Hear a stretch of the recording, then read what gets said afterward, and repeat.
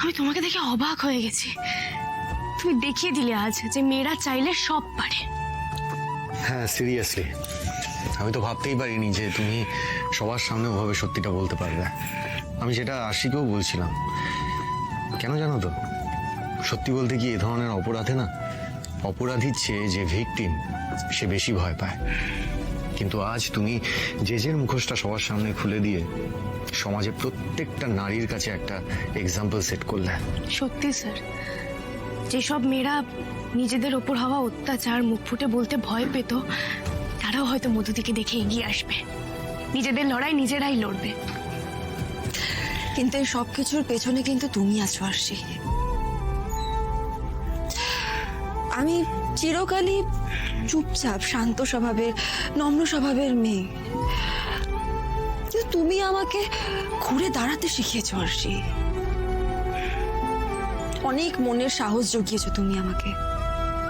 আর সব থেকে বড় কথা কি জানো তো, আমি যে আবার বাঁচবো, আমি যে আবার নিজের পায়ে উঠে দাঁড়াতে পারবো, এটা তো আমি কোনোদিনও ভাবিনি না। তুমি আমাকে নতুন করে জীবন দিয়েছো আরশি, আর সেই নতুন জীবনটা আমি কিভাবে নষ্ট করে দিতাম বলো তো?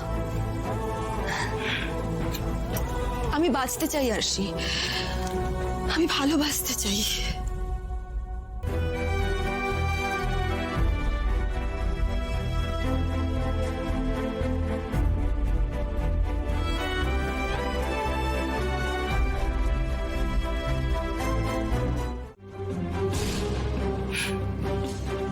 দেখ দিদি, ভালো মানুষ হলে ভগবান তার ভালোই করে, জানিস তো। তুই খুব চেয়েছিলি না ওরা আলাদা হয়ে যাক, কিন্তু দেখ ওরা এক হলোই। কারণ এটাই হওয়ার ছিল রে। মানুষ যদি মন থেকে কিছু চায় না, সেটা সে পাবেই। আরেকটা জিনিস কি জানিস তো, এই ভালোবাসাটা না ভেতর থেকে আসতে হয়, অন্তর থেকে আসতে হয়। আর ভালোবাসার মূল ভিত হলো বিশ্বাস। আজ মধুদি আর বাপাইদার একে অপরের প্রতি বিশ্বাস ছিল বলেই ওরা আনন্দে আছে। আর আমি জানি ওরা ওরা খুব সুখী হবে। কিন্তু তুই নিজেকে দেখ, একটা ভুল বিয়ে থেকে বেরিয়ে আর একটা ভুল বিয়েতে নিজেকে জড়িয়ে ফেললি।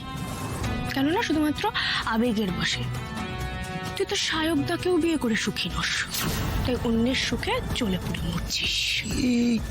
কি বলছো কাকুইও? তুমি আমাকে বিয়ে করে সুখী নও? নাটক দেখতে এসেছিলি তো, হয়ে গেছে দেখা, এবার যা, বিদায় হ।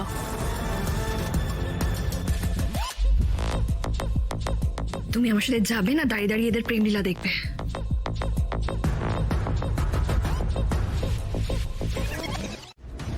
কিন্তু একটা শর্ত আছে। আপনি এখানে? উনি আমাদের নিউ প্যারাডাইজ বারের মালকিন।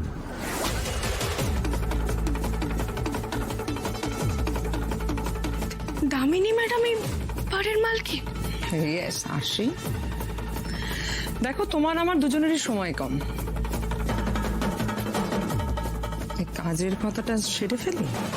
পুলিশ এখনো জেজেকে চার্জশিট দেয়নি, তাই আমি চাই পুলিশ চার্জশিট দেওয়ার আগে তুমি নিজে মধুবনীকে কনভিন্স করো, যাতে মধুবনী নিজে পুলিশকে বলে এটা ও আর জেজের একটা মিসআন্ডারস্ট্যান্ডিং।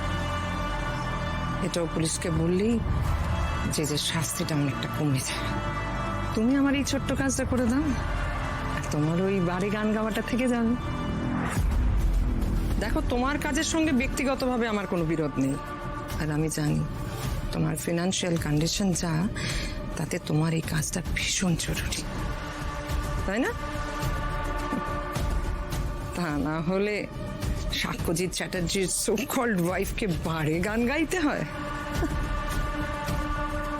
আশা করি তুমি প্রপোজালটায় রাজি হবে।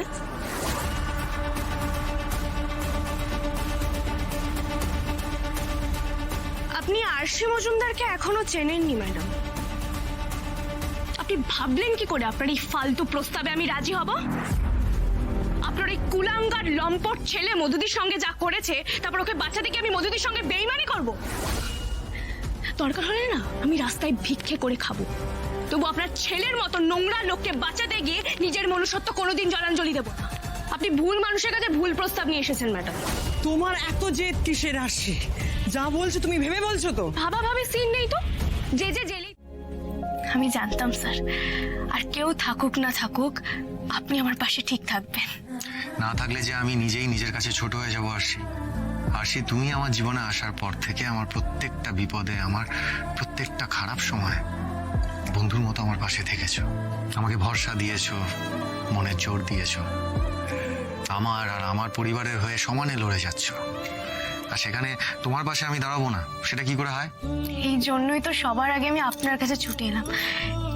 এই যে আমার কাঁধে হাত রেখে আপনি ভরসা দিলেন, আমার মনের সব দ্বিধা কেটে গেল। কিন্তু আমি বুঝতে পারছি তুমি কি ভাবছো।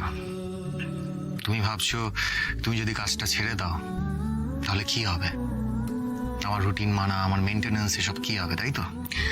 দুশ্চিন্তা হওয়াটা কি স্বাভাবিক নয় স্যার? কিচ্ছু হবে না, সব ঠিকঠাক হবে। একটা না একটা উপায় ঠিক বেরিয়ে আসবে। কি জানো তো, ভগবান যখন একটা দরজা বন্ধ করে দেন তখন আরো 10টা জানলা খুলে দেন। যার যতই চক্রান্ত থাকুক না কেন, তুমি ঠিক রাস্তা খুঁজে পাবে। পাবো বলুন? আলবাত পাবে। কি জানো তো আরশি, আমি হয়তো তোমাকে তখন বলতে চাইনি, কিন্তু তোমার এই গানের ট্যালেন্টটা শুধুমাত্র টাকার প্রয়োজনে বারের কয়েকটা লোকের মধ্যে সীমাবদ্ধ থাকুক, সেটা আমি চাইনি। আমি চাই তুমি তোমার গান নিয়ে অনেক দূরে এগিয়ে যাও। আমি তো এই এন্টারটেনমেন্ট ওয়ার্ল্ডে আছি, আমি আগেও বলেছি, আবারও বলছি, গানটা নিয়ে যদি তুমি এগোও না তাহলে অনেক উন্নতি করবে।